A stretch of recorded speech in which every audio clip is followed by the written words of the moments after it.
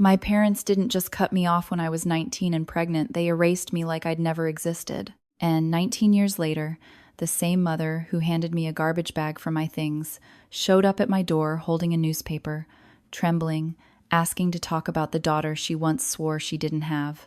So how do you go from, "You're not our daughter anymore," to, "Please, let me in"? My name is Reagan Harden. I'm 38 years old, and I work in hospital revenue cycle management, the part of healthcare that most people never see, where you fight insurance codes and billing systems so families don't drown in medical debt after they've already been through hell. It isn't glamorous. It doesn't come with applause or a family crest on the wall, but it's honest work, and it's work that heals in its own quiet way.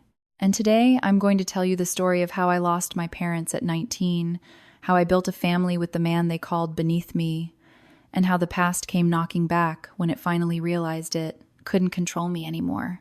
But to understand why that knock shook me to the bone, you have to go back to the night I stopped being a daughter and became a warning label. Thanksgiving, 2006. Portland Heights. If you know Portland, you know the neighborhood tall hedges, polished doors, and houses that look like success got poured into them and left to harden. My parents' dining room felt like that. Quiet wealth, quiet power, the kind of room where even laughter knew how to behave. There were 12 relatives around the table. Every one of them had a title attached to their name like it was part of their identity. Doctor, Esquire. The Carryle family didn't just have pride. We wore it like a uniform. Behind my father's chair hung the Carroll crest, an old framed symbol my grandmother treated like scripture. Sinar est munus. To heal is our duty. I grew up believing that sentence was holy. I was supposed to be the fourth generation to carry it. And then I brought Tyler. Tyler Grayson wasn't supposed to be at that table. I told my parents we were just dating, because I'd learned early that the truth wasn't always safe in my family. But at 7 months pregnant, there's only so much truth a sweater can hide. By October, I was already losing that battle. Tyler sat beside me, shoulders tense, doing his best to disappear. He wore a suit that didn't fit quite right, and kept smoothing his tie like it might be the difference between acceptance and rejection. He didn't talk much. He didn't interrupt. He didn't try to win anyone over.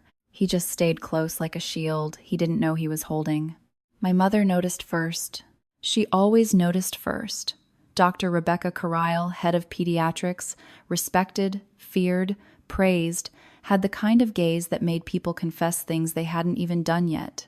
She looked at me in the middle of dessert conversation, eyes sharp and calm, and said, "Reagan, stand up." The room went silent so fast it felt rehearsed. Forks paused midair. A glass stopped halfway to someone's lips. 12 pairs of eyes turned toward me as if my body was about to reveal a scandal. I stood slowly, my heart pounding so hard I felt it in my throat. My father set down his fork like he was preparing for surgery. Dr. Jonathan Carryle, chair of the Oregon Medical Board, stood for control, for reputation, for decisions that didn't allow for emotion. "How far along?" he asked. 7 months, I said. "And the father?" My hands shook under the table. Tyler's knee pressed against mine, steady, grounding, as if he was saying, "Whatever happens, you're not alone." "It's Tyler," I said. "Tyler Grayson. He's an electrician. We're getting married." My uncle, cardiac surgeon, famous for his confidence and his cruelty disguised as humor, actually laughed. "An electrician?" he said. "Reagan, please tell me this is some stress-induced delusion." Tyler's face didn't change, but I saw the flicker in his eyes that practiced stillness of someone who's been judged before and learned not to beg. My mother didn't laugh. She reached to the sideboard and pulled out a manila folder like she'd been waiting for her moment. "I had Morrison and Associates run a background check," she said, sliding it across the table. 3 weeks ago." My stomach dropped. The air felt colder. The room felt smaller. She opened the folder and read Tyler's life like it was a diagnosis. Tyler James Grayson, 21, trade certificate, apprentice electrician. Then she paused just long enough to make the next line hit harder. Father, Walter Kenneth Grayson, medical license revoked. 1993. Oregon Medical Board, case number. She said the numbers out loud like a curse. I saw my relatives lean in, hungry for the kind of scandal that makes them feel clean by comparison.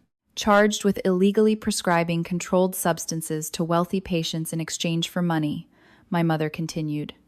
Abandoned family in 1995, current whereabouts unknown. Then she looked up at me, eyes like ice. "You want to tie our family name to a disgraced doctor's son?" she asked. "A high school graduate who works with his hands?" I should have stood up then. I should have said, "He's better than all of you." Instead, I tried to explain Tyler like love needed a resume. "Tyler's mother worked 3 jobs," I said. "He started working at 14 to help support her. He's nothing like Walter. He's—" My father stood, tall and still, the way he stood before shutting down hospital debates. "Reagan," he said calmly, "you're going to terminate the pregnancy. I'll schedule it myself. Confidential." The word confidential made my skin crawl like my baby was a stain he could scrub away quietly. "You'll take a gap year," he continued, "and start at Oregon Health and Science University as planned. This mistake doesn't have to define your life." Mistake. That was what my daughter was to him. That was what Tyler was. My hands moved instinctively to my stomach. I felt the baby shift, alive and real, completely unaware of the room full of people who had already decided she was an inconvenience. "I'm keeping the baby," I said. The silence that followed was worse than shouting. My mother's voice was soft, almost polite. "Then you're not keeping this family." She gave me 1 hour. 1 hour to choose between my parents' plan and my own child. 1 hour to decide whether I belonged to bloodlines or to love. I packed in a blur. 2 garbage bags, clothes, my laptop, a photo album. And on my desk, framed and shining like a promise, was my acceptance letter to medical school full scholarship. The future my parents had chosen for me. I left it there. Let them take it down themselves. As I walked downstairs, my mother was already removing my senior portrait from the hallway wall. 12 other family photos stayed up. Only mine came down. "Mom," I whispered, hating how my voice cracked. "Please, I'm still your daughter." She didn't look at me. "No," she said. "You were my daughter. Now you're just a cautionary tale we'll tell at dinner parties." The front door was heavy oak, imported, the kind of door my father said was befitting our station. I pulled it open, and the November rain hit my face like a slap. On the curb, Tyler's truck idled white, rust-spotted, a passenger door that didn't lock properly. It wasn't pretty, it wasn't impressive, but it was there. Tyler got out the second he saw me. He didn't ask what happened. He didn't demand details. He just took the garbage bags from my hands, put them in the truck bed, and covered them with a tarp so my life wouldn't get soaked. Then he opened the passenger door. The interior light was broken, but I could see his face young, tired, determined. Wearing the only suit he owned, the one from his mother's funeral. "I already called the courthouse," he said quietly. "We can get married Friday." That's when I cried. Not when my parents disowned me. When Tyler opened a door and offered me a future. And as I climbed into that truck, shaking, soaked, and terrified, I didn't know the truth yet. That the people who called themselves healers had just wounded me in the deepest way possible.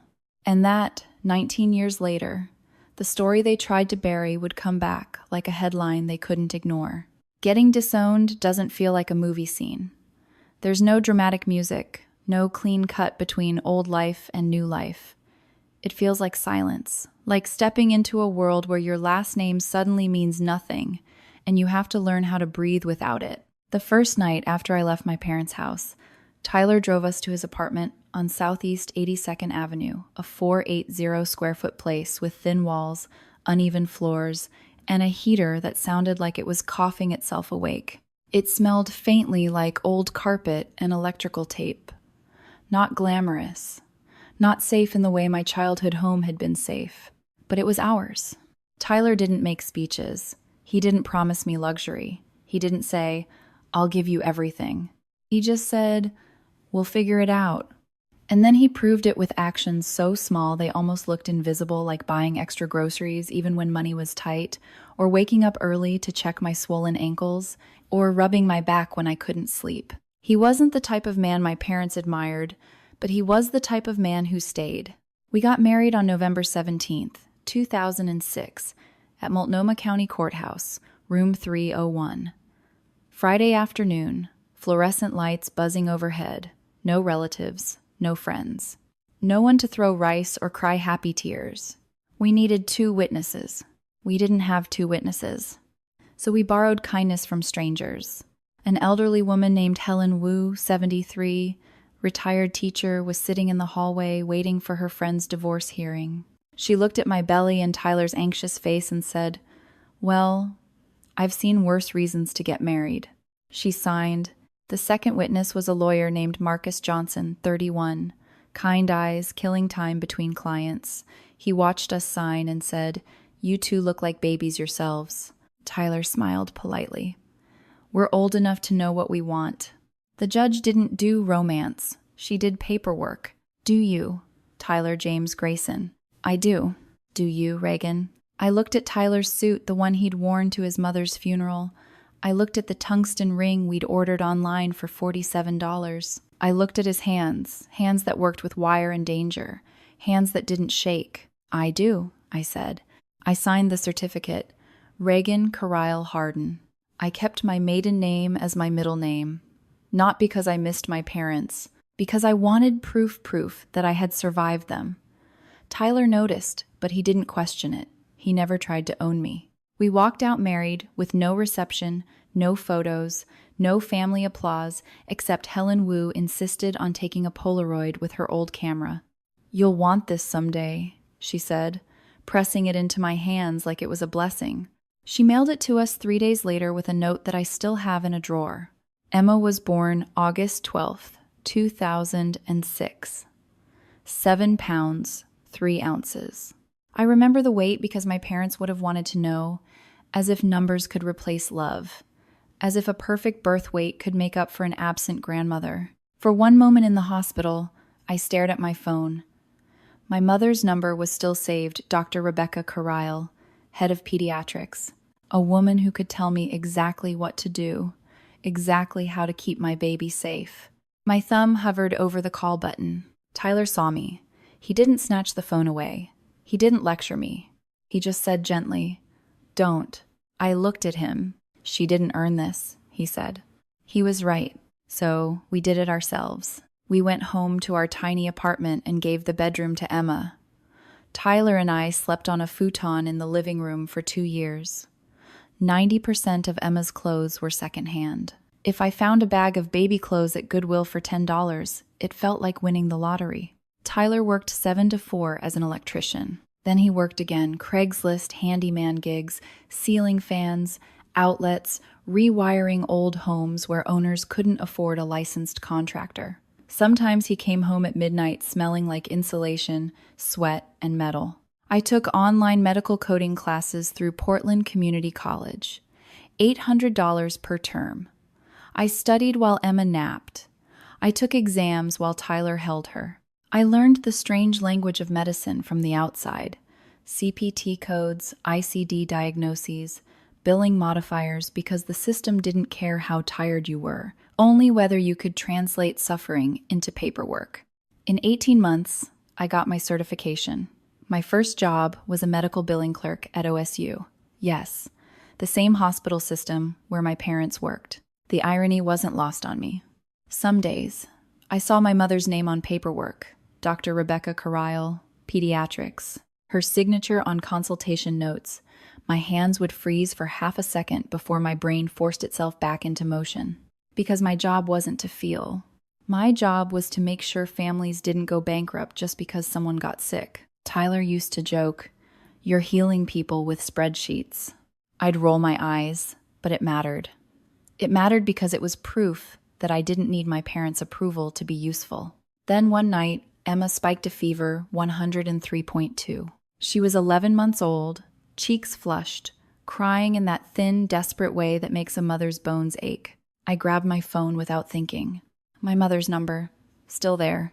I stared at it like it was a door I could reopen for my child, even if it stayed closed for me. Tyler watched my thumb hover. He didn't say anything at first. Then he gently took the phone from my hand. "We'll take her to the ER," he said. "We'll figure it out." The bill was $1,200. We paid $50 a month for 2 years. We figured it out. And that became our marriage in one sentence. We figure it out. In March 2008, the housing market crashed. Foreclosures everywhere. Fear everywhere. But fear makes bargains. And we found a house in southeast Portland built in 1952. Wiring so bad it was basically a fire waiting to happen. The realtor warned us, most buyers are scared of the work. Tyler walked through the house with a voltage tester and a flashlight like he was reading the wall's secrets. "The wiring's a mess," he said, calm. "But I can fix it." "How long?" 3 months, nights and weekends. "Can we afford it?" Tyler pulled out the inspection report, highlighted problems, showed me the math. "With the crash, it's $165,000, he said. "We have $8,000 saved. That's enough. Mortgage will be about $950 a month, less than rent once I finish repairs." I looked at him. "You already did the math." "I always do the math," he said. We bought it. Tyler rewired the entire house in 11 weeks. Every night after work, every weekend. Emma, 18 months old, watched from her pack and play while her dad pulled wire through walls. Her first full sentence wasn't, "I love you." It was, "Daddy, fix light." Close enough. And that's the thing my parents never understood. Healing isn't a title. It's showing up over and over, even when no one claps for you.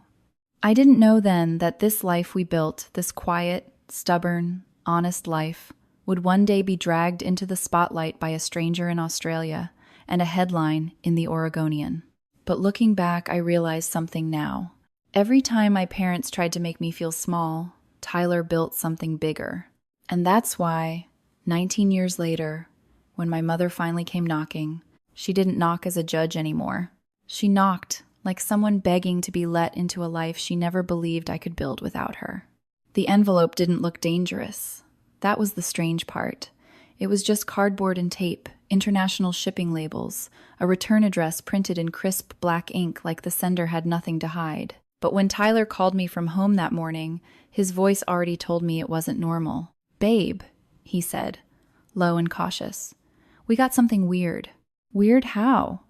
I asked, still half in my work brain, budget reports, denial rates, meetings stacked like dominoes. FedEx dropped off a thick envelope from Australia. It weighs like 2 pounds. Australia. The word landed wrong in my ear. Tyler had never been out of Oregon. I'd never been out of the country. Our life didn't include international mail. Our life included utility bills, school emails, and the occasional coupon flyer. "Open it," I said, trying to sound casual, like I wasn't already bracing myself. I heard paper sliding out, the quiet shuffle of documents, the kind of sound that always comes before bad news in a hospital corridor. Then silence. "Tyler," I said. When he spoke again, his voice had changed. It went flat, like someone turned down the volume on his emotions. "It's from my father." For a second, my brain didn't connect the words to anything real. Tyler's father was a shadow in our house, never spoken about at dinner, never mentioned in passing, not because Tyler had forgotten him, but because some people hurt you so early and so deeply that silence becomes the only safe way to store them. "Walter?" I asked, even though I already knew. "Yeah," Tyler said. "Walter Grayson." I stood up so fast my chair scraped the floor of my office. I didn't even remember grabbing my keys. I told my assistant I had a family emergency and walked out like the building was on fire. The drive from Salem to Portland felt like it took both forever and no time at all. Every red light was a personal insult. Every slow car in front of me felt like the universe dragging its feet. When I pulled into our driveway, Tyler was still at the kitchen table. The envelope gutted, papers spread out like evidence. He looked up at me with the kind of expression people wear when they've just learned something that doesn't fit into any category their mind has prepared for. "I read it 3 times, he said. "I can't make it make sense." I sat down across from him, and the first page hit me like a punch, not because of the words, but because of how professionally they were written. Polite, controlled, Like grief could be managed with letterhead. Ashworth and Klein International Law. Sydney, Melbourne, Perth. Dated September 3rd, 2025. Dear Mr. Tyler James Grayson, notification of inheritance. I saw the number and my stomach lurched. 15.3 million Australian dollars. Approximately 10.2 million US. Tyler didn't blink. He didn't smile. He didn't even look surprised anymore. He looked insulted, like the universe was offering him a gift wrapped in the same hands that once abandoned him. He left when I was 10, Tyler said quietly. He's never called, never wrote. 30 years of nothing, and now this? Keep reading, I said, because the way the letter was structured told me the money wasn't the whole story. The next pages were the story. Walter Kenneth Grayson, date of birth, current residence, Perth, Western Australia. The letter explained that Walter wished to meet Tyler before his passing. Attached were legal documents, estate summaries, a will draft, and like they'd anticipated suspicion, a DNA test offer. They'd planned for everything. Then I reached the medical section, and my entire body went cold in a way only someone who works in healthcare truly understands. I've read thousands of charts. I've coded surgeries, transplants, ICU stays. I've watched numbers tell the truth before people were ready to hear it. End-stage renal disease, stage 5 chronic kidney disease, hemodialysis 3 times weekly, GFR 8, a number that low isn't a warning sign. It's a countdown. Without transplant, 6 to 18 months. I looked up at Tyler. He's dying. Tyler's mouth tightened. Good, he said, but there was no satisfaction in it, just a tired kind of bitterness, like that word had lived in him for decades and finally found a place to land. I kept flipping. And then I found the line that made my hands stop moving. Urgent living donor search initiated. Familial match priority. Patient has one biological son, Tyler Grayson. Investigating extended family for potential donors. I stared at it until the letters blurred. Tyler, I whispered. He's not contacting you to apologize. Tyler didn't answer. He's contacting you because he needs a kidney, I said. Tyler finally looked at me, and I saw something dangerous behind his eyes. Not violence, not rage, something colder. Certainty. But the next pages were worse, because they weren't just asking. They were already reaching. A private investigator's report, dated July through August 2025. Gibson and Associates, Perth. Subject surveillance summary. My throat tightened. No, I read it anyway. Target. Tyler James Grayson and family. Duration. July 15th to August 30th, 2025. They'd been watching us for 6 weeks. Our address, our mortgage balance, our income estimates, Emma's blood type. Emma's blood type. I felt my stomach twist as if someone had grabbed a fistful of my insides and yanked. They had photos. Emma on campus at Oregon State, smiling, backpack slung over one shoulder, talking to another student like she wasn't being turned into a medical solution by a man she'd never met. Tyler on a job site, installing solar panels, unaware he was being watched from a distance. Me leaving Salem Hospital with a coffee cup in my hand, hair pulled back, moving like a woman who thought her life was private. The report even noted, strong familial bonds observed. Like love could be documented and filed. I heard Tyler's breath hitch when he saw Emma's photo. His hands shook, not from fear, but from protective instinct. He's been watching our daughter, Tyler said, voice tight. That was the moment the inheritance stopped feeling like money and started feeling like a threat. Then came the follow-up email, September 10th. The lawyers were polite again, almost gentle. They said they understood this was overwhelming. They said Walter didn't expect forgiveness. They said he wanted to meet Tyler and his family, all expenses paid, Perth or Portland, our choice. And then they wrote it plainly, like it was a scheduling detail. He requires a kidney transplant. Initial HLA typing suggests you and or your daughter Emma may be compatible donors. I felt my face go numb. They're talking about Emma.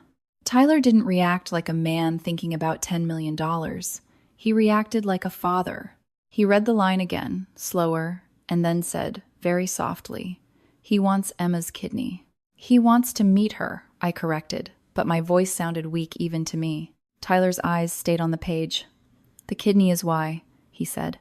"Everything else is packaging." And the worst part, the part that confused me in a way that made my head hurt, was the trust clause. The inheritance was unconditional, irrevocable. Emma could say no. Tyler could say no. The money would still come. So why push so hard to meet us? Why hire a PI? Why collect blood types? Why track our daughter's movements? Because money can buy lawyers and investigators and headlines. But it can't buy consent. Consent has to be given.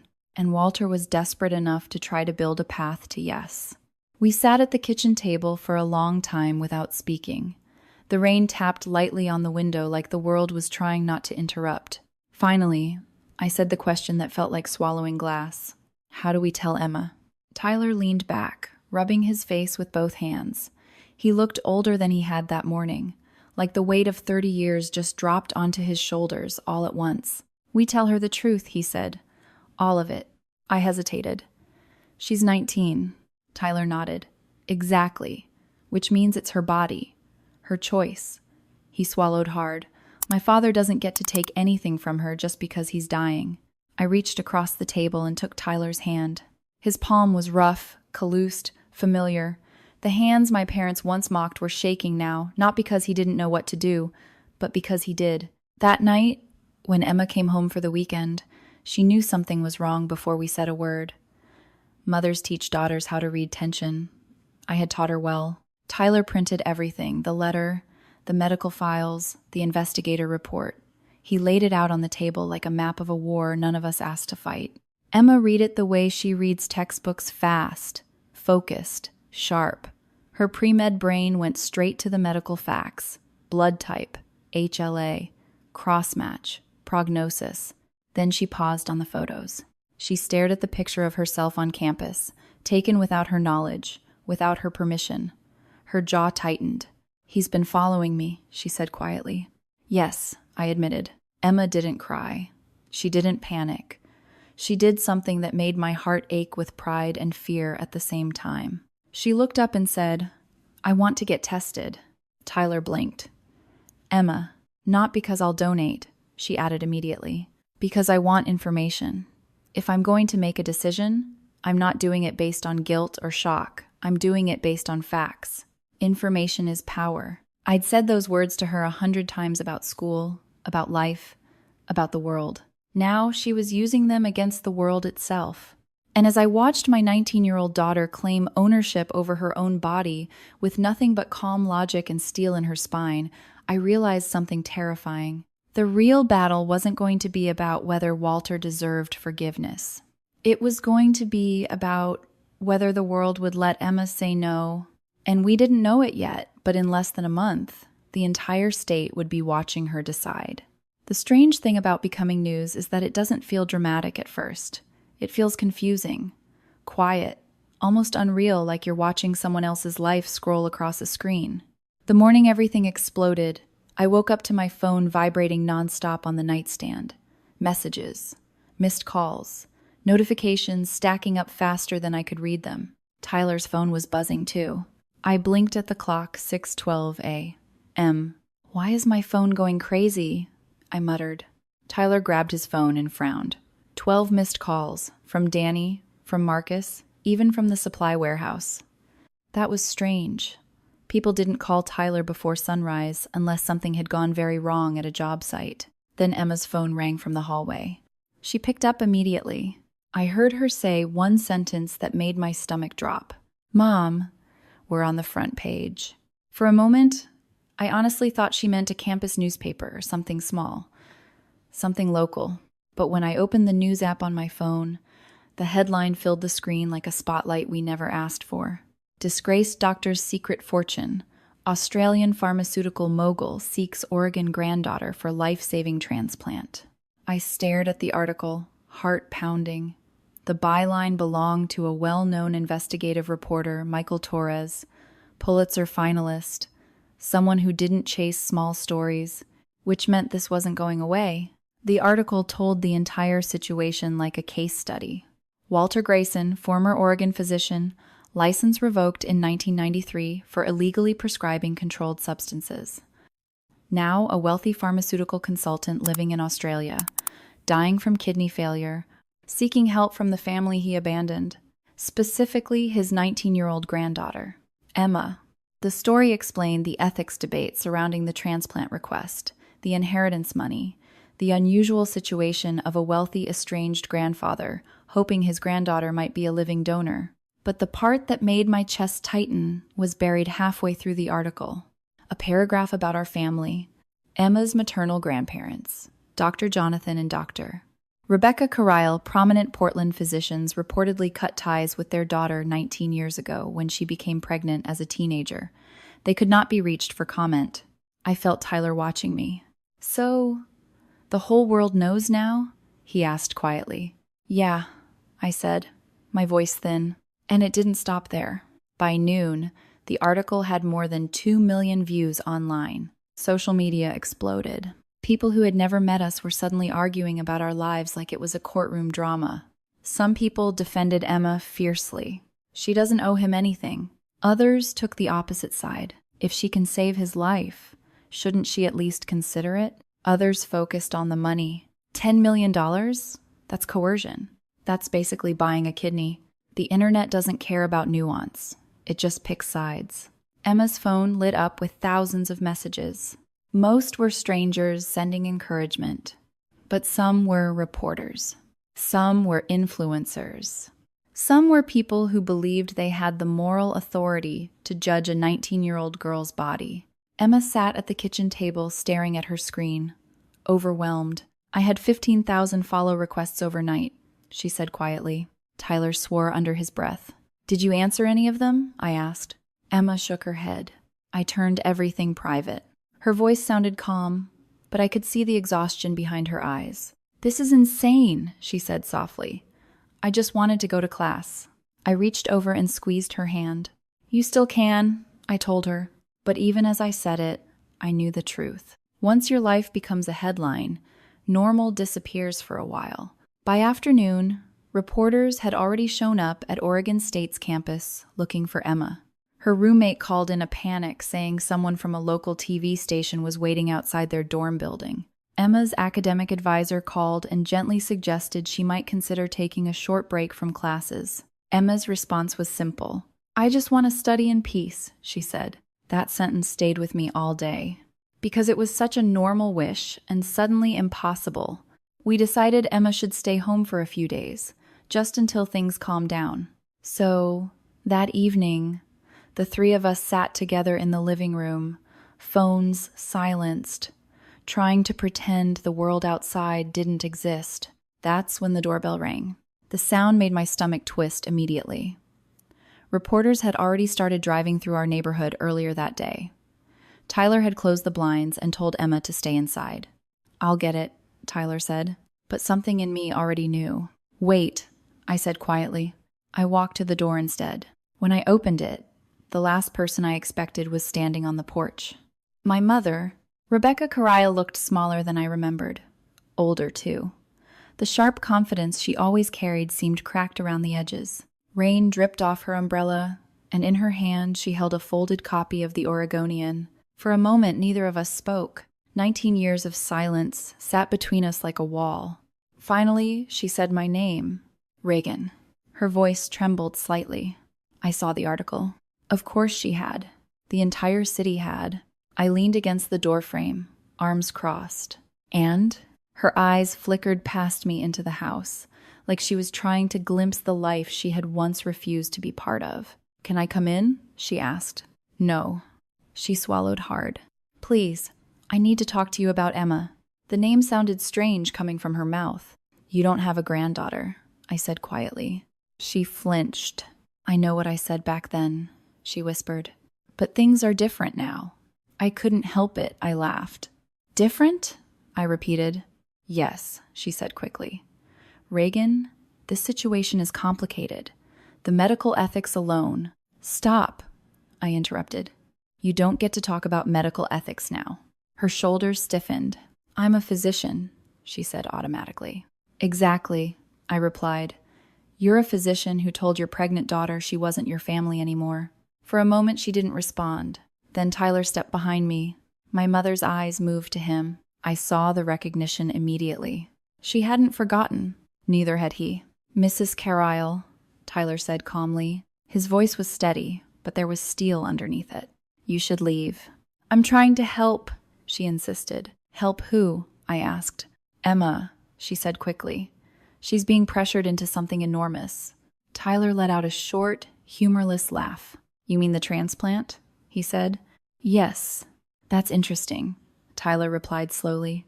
Because the last time we spoke, you thought my family was a disgrace. Her face flushed. That was 19 years ago. And now there's $10 million involved, Tyler said quietly.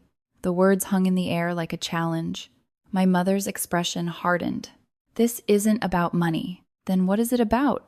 I asked. She hesitated. And that hesitation told me everything. Because I knew my mother.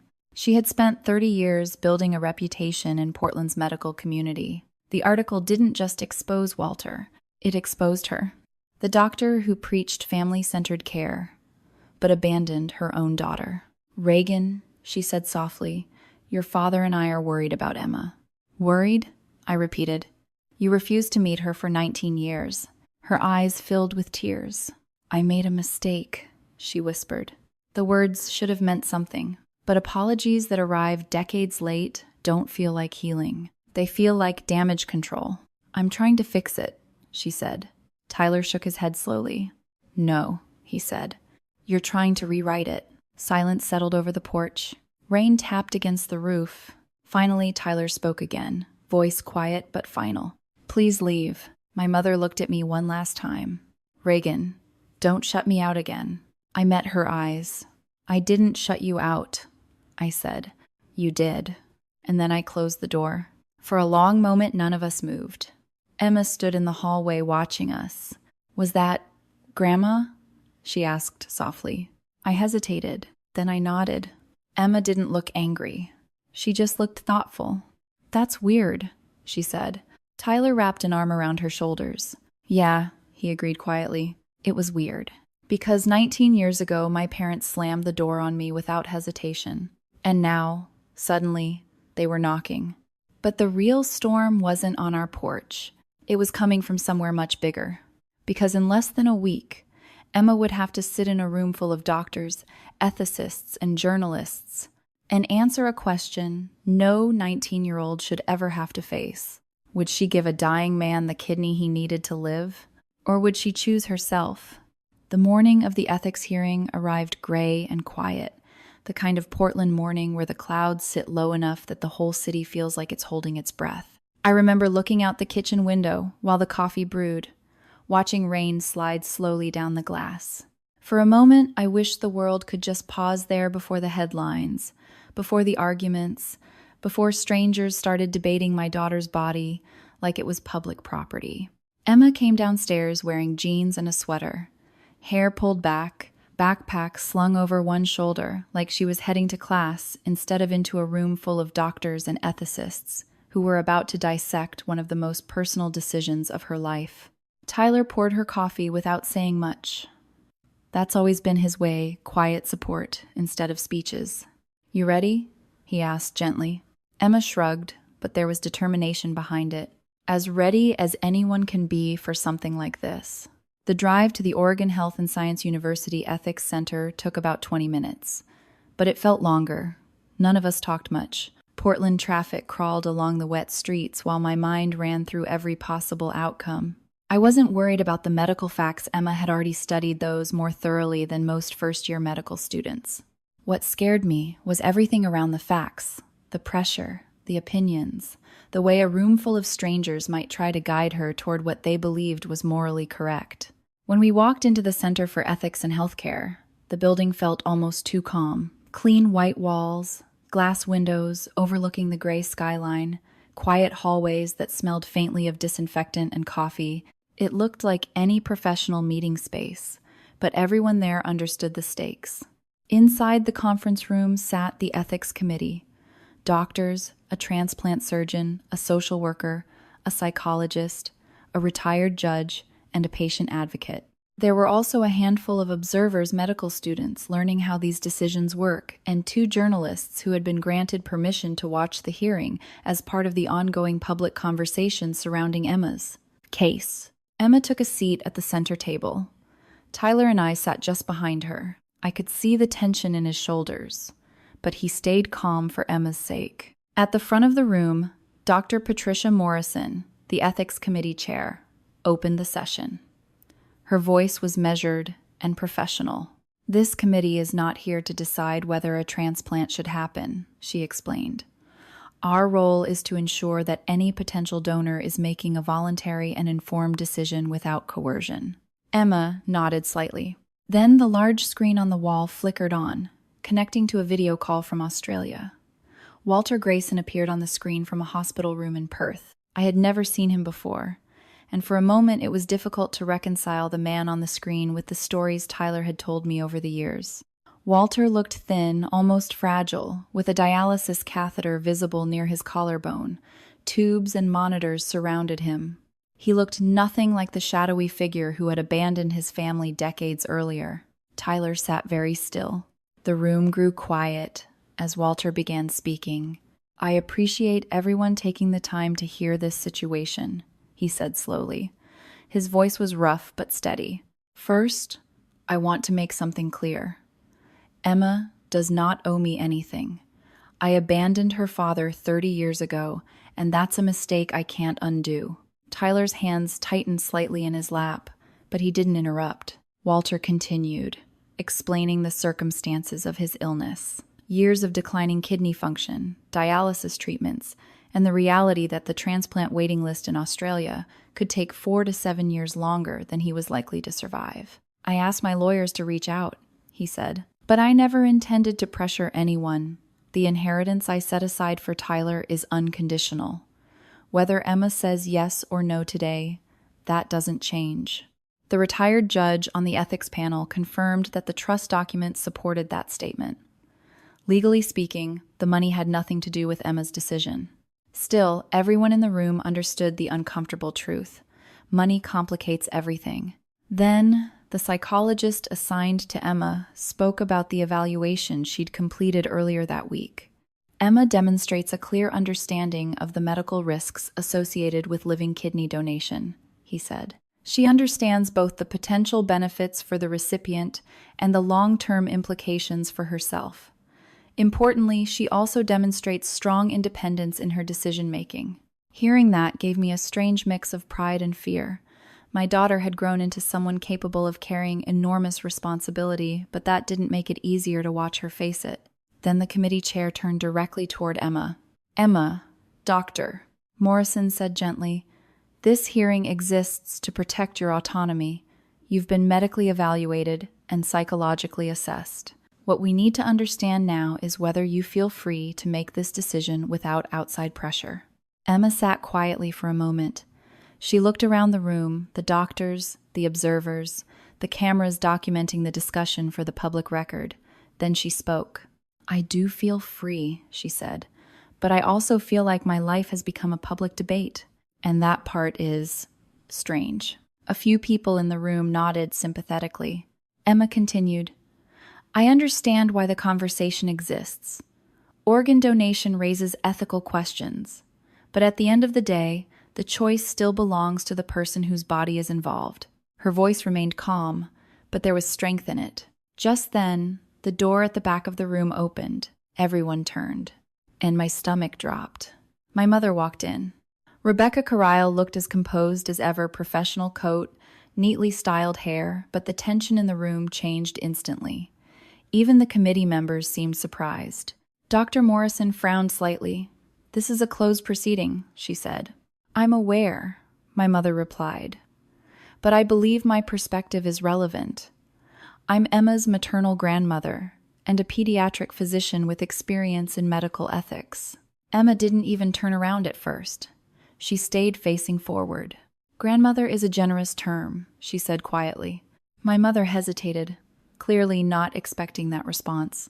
"I'm here because I'm concerned," Rebecca said. "Emma is only 19. The presence of significant financial inheritance could create subconscious pressure. As physicians, we must ensure no young person feels obligated to sacrifice their health. Emma slowly turned her chair. "You didn't feel concerned about my health 19 years ago," she said. The room went silent. Emma continued, her tone steady. "You refused to meet me. You refused to speak to my mother. You told her she didn't have a family anymore. So I'm curious, what exactly changed?" My mother opened her mouth but didn't answer immediately. Tyler sat forward slightly, his voice calm but firm. Emma doesn't need guidance from people who weren't there to guide her growing up. Rebecca's expression tightened, but she didn't argue further. The committee chair asked her to sit quietly, if she wished to observe. For the next 20 minutes, the discussion returned to medical details, transplant compatibility, surgical risk, long-term donor outcomes. Emma answered questions with clarity that surprised even the doctors. Finally, Dr. Morrison looked at her again. "Emma," she said, after reviewing all the information, the question remained simple. "Do you consent to donate your kidney to Walter Grayson?" The room felt very still. Emma stood slowly. She looked at the screen where Walter waited patiently. Then she spoke. "I know." She didn't rush the word. "Not because I hate him," she continued, "and not because of the money or the media attention. I've spent the last few weeks learning everything I can about kidney donation. The risks are small, but they exist. And I'm 19. I want to finish medical school. I want to have children someday. I want the freedom to make those choices without starting my adult life with a permanent medical sacrifice." She paused. "I want to help people as a doctor someday, but helping people doesn't mean I have to give up my own future." Walter nodded slowly on the screen. His eyes looked tired but understanding. "That's fair," he said quietly. "You gave the question serious thought. That's more than I deserve." The committee chair closed the hearing shortly afterward, formally acknowledging Emma's decision and affirming that it was informed and voluntary. As people began leaving the room, a journalist approached Emma cautiously. "Would you like to make a public statement?" he asked. Emma thought for a moment. Then she said something simple. "My body, my choice. That's the whole story." Later, as we walked back to the car, the rain had stopped and the clouds were starting to break apart over the city. Emma slid into the back seat and exhaled. "I thought I'd feel guilty," she admitted quietly. Tyler looked at her through the rearview mirror. "You made the decision that felt right to you," he said. "That's all anyone can ask." Emma nodded. And as we drove home through the wet Portland streets, I realized something important. For 19 years, my parents had believed they could control the story of our family. But that day, in a room full of strangers, my daughter had done something even more powerful than proving them wrong. She had simply claimed the right to decide her own life. The strange thing about a moment like that, when the decision is finally spoken out loud, is that the world doesn't explode the way you expect it to. There's no dramatic music, no thunderclap signaling the end of the story. Life just keeps moving. Cars keep driving past the hospital. Nurses still push carts down the hallway. And somewhere, someone else is hearing news that will change their life forever.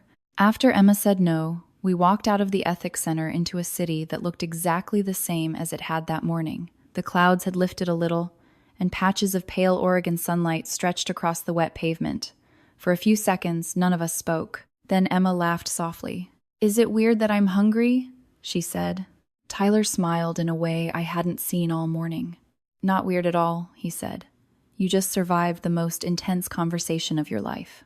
We ended up at a small diner a few blocks away from the hospital, the kind of place with scratched wooden tables and coffee mugs that never quite look clean no matter how many times they've been washed. Nobody inside recognized us, which felt like a small miracle. For the first time in weeks, we sat down without cameras or questions hovering around us. Emma ordered pancakes. Watching her eat like a normal 19-year-old again made my chest loosen in a way I hadn't realized it needed to. For the past month, she had been carrying a weight no teenager should have to carry, the expectation that she might have to save a stranger's life simply because biology connected them. "You okay?" I asked her gently. Emma nodded. "I am," she said. "I thought saying no would feel heavier, but it doesn't. It feels clear." Tyler reached across the table and squeezed her hand. "That's because you made the decision yourself," he said. And that was the truth. For weeks, people had tried to frame Emma's choice as something complicated, something that required public debate and expert opinions. But in the end, it came down to something very simple: her right to decide what happened to her own body. Over the next few days, the story kept circulating online, but the tone changed.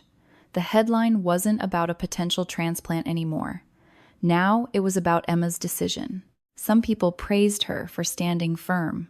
Others argued that she should have sacrificed more for family. But Emma stopped reading the comments after the first night.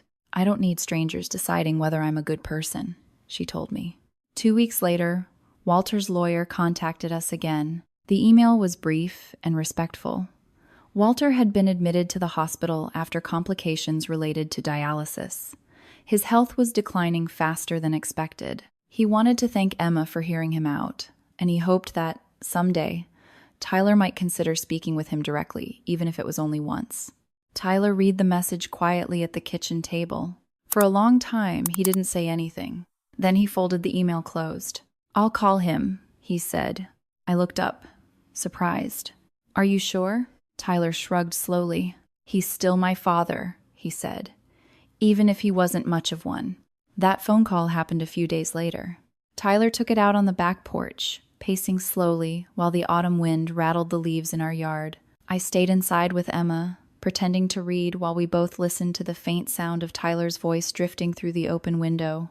The conversation lasted 20 minutes. When Tyler finally came back inside, his face looked calm but tired. "What happened?" Emma asked. Tyler sat down and rubbed his hands together like he always did when he was thinking. "He apologized," Tyler said simply. "And?" I asked. "And I told him the truth," Tyler replied. "That I can't pretend the past didn't happen, but I'm not angry anymore either." Emma tilted her head. "What did he say about the transplant?" Tyler exhaled slowly. "He said he understood your decision, and he said he's proud of you." Emma blinked in surprise. "Proud?" she repeated. Tyler nodded. "He said it takes courage to protect your own future." For a moment, none of us spoke, because sometimes the closure you expect to arrive with fireworks actually shows up quietly, like a door closing somewhere behind you. Walter passed away about 6 weeks later. The news came through the lawyers in a formal letter. Kidney failure had progressed quickly, and despite dialysis treatments, his body had simply run out of time. Tyler read the letter once and set it down on the table. There were no tears, no dramatic reactions, just a long silence. "Do you regret not going to see him?" I asked gently. Tyler thought about that for a moment. "No," he said finally, "but I'm glad we talked." The inheritance process took several months to finalize. Lawyers, tax documents, international paperwork. It felt like navigating a maze made of legal language. Eventually, the funds from Walter's estate were transferred into the trust accounts he had established. When everything was settled, the total amount came to just over $10 million after taxes. A number so large it didn't feel real. For a few weeks, we barely discussed it. Our life had always been built slowly: mortgage payments, careful budgeting, Tyler taking extra jobs when something broke around the house. Suddenly having that kind of money felt almost uncomfortable. One evening, Emma sat with us at the kitchen table and said something that changed everything. "You know what would make this money feel less weird?" she asked. "What?" Tyler said. Emma shrugged. "Using it to help people who got kicked out the way you did, Mom." The idea hung in the air for a moment. Then Tyler nodded slowly. "That's actually a really good idea." Over the next year, we worked with a nonprofit attorney to create a small foundation. We called it Second Chance Fund. Its purpose was simple: provide emergency housing assistance and education support for young people who had been cut off by their families after unexpected pregnancies or other life crises. It wasn't about revenge. It was about turning the worst moment of my life into something that might help someone else survive theirs. Emma eventually returned to Oregon State and continued her pre-med studies. The media attention faded, just like news stories always do. New headlines replaced the old ones. The world moved on. But sometimes, late at night, I still think about the night I stood in my parents' doorway with 2 garbage bags and nowhere to go. Back then, I thought I had lost everything. I didn't realize I was about to build something stronger. My parents believed success meant prestige, titles, reputation. They believed healing belonged only to people who wore white coats and family crests. But life taught me something different. Healing is showing up for the people who need you. Healing is opening a truck door in the rain and saying, "We'll figure it out." Healing is raising a daughter who understands that her worth isn't measured by what she sacrifices for others, but by the courage she has to protect her own future. And sometimes, the best kind of justice isn't revenge at all. It's simply living a life so full, so honest, and so strong that the people who once doubted you realize they never had the power they thought they did. Stories like this stay with us, not because of the money, the headlines, or the drama, but because of the choices people make when life puts them in impossible situations. Reagan's story began with rejection, with a young woman standing in the rain holding 2 garbage bags and realizing that the family she grew up in had closed its doors forever. But over the years, that painful moment quietly transformed into something else. A life built on patience, loyalty, and the kind of love that shows up every single day. Tyler proved that dignity isn't measured by status, but by the way you stand beside someone when the world walks away. And Emma reminded all of us that true strength sometimes means saying no, protecting your future without guilt, even when the world is watching. In the end, this story isn't really about revenge. It's about boundaries, forgiveness that doesn't erase the past, and the quiet power of building a life on your own terms. Sometimes the greatest answer to those who doubted you is simply living well. If this story moved you, stay with us.